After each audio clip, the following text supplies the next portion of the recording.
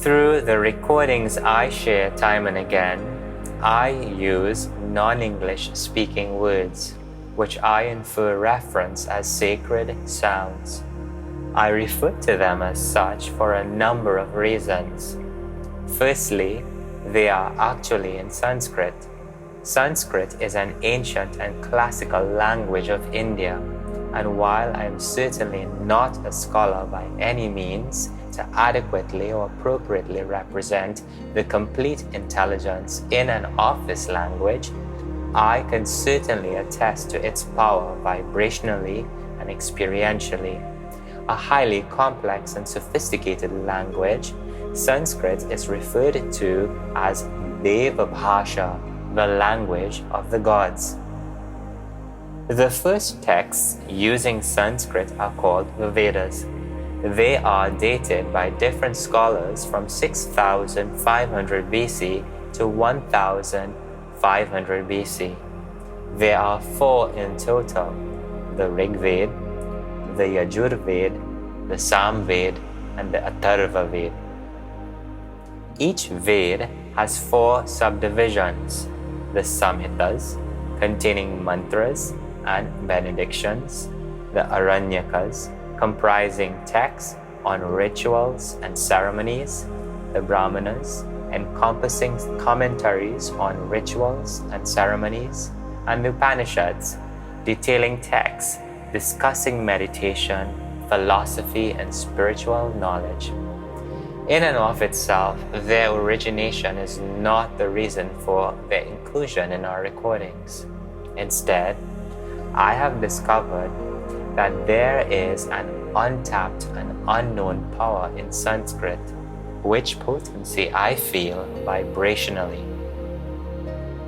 It is explained that all sounds expressed, which manifests out of the ether by non-physical energy and is put in its place in the flux of formed things, all sounds expressed carry with it certain definite significances and meanings, and these are determined by the elements through which it has passed. More simply explained, sounds originate in the ether, call it subconscious mind, cosmic mind. They travel through wind and produce a vibration which we feel.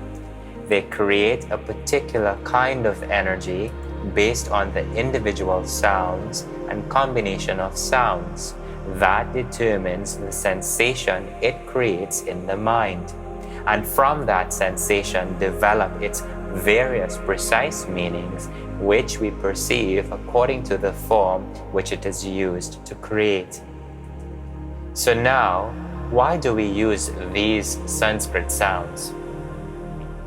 Each sound carries a very specific code of consciousness, an underlying energy which embodies universal esoteric laws of the universe that cause very precise consequences.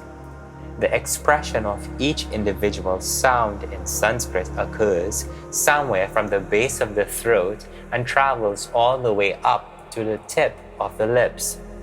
We literally speak into existence all that we desire. And when individual sounds are combined and organized deliberately as they have in these Vedas, they create a very transformative effect on the human experience. They are infused with the power to dissolve limiting beliefs, to dissolve conditionings and programming that inhibit expansion. They are packed with the energy to create all that you desire. They are replete with the magic and mysteries of the universe that cause evolution in every aspect of your experience of life without having full understanding of their cognitive meanings. A code is a code. It works in spite of your awareness, and using these sounds unlocks these codes of consciousness, which then cause deliberate unfolding of what we have asked for.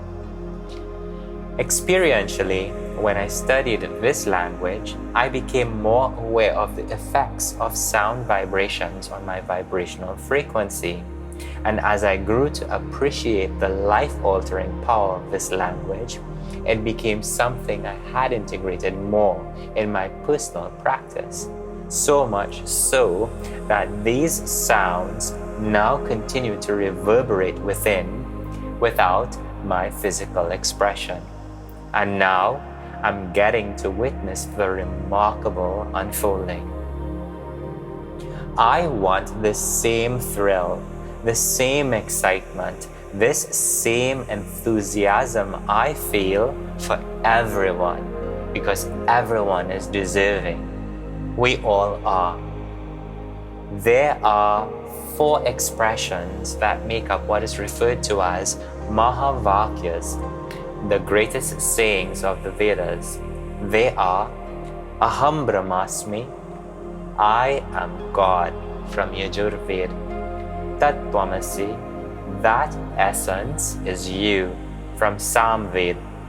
Ayamatma Brahma, this self is God, from Atharvaveda. Prajnanam Brahma, the intelligence, this consciousness is God, from Rigveda. These sayings express the insights that reinforce the perspective that the individual self, you, which appears as a separate existence, is in fact the essence, the part and parcel of the manifestation of the complete whole, Brahman, Source, God, however we choose to label this indefinable, infinite energy. There is absolutely no variation between you as the part and you as the whole. Listen to these Sanskrit sounds which inform this truth. Om Purnamada Purnamidam Purnat Purnam Mudachyate Purnasya Purnamadaya Purnameva Vashishyate. In each of the above expressions, there exists a clear, powerful energy contained in each sound, in all sounds, in each word, in the deliberate organization of the words.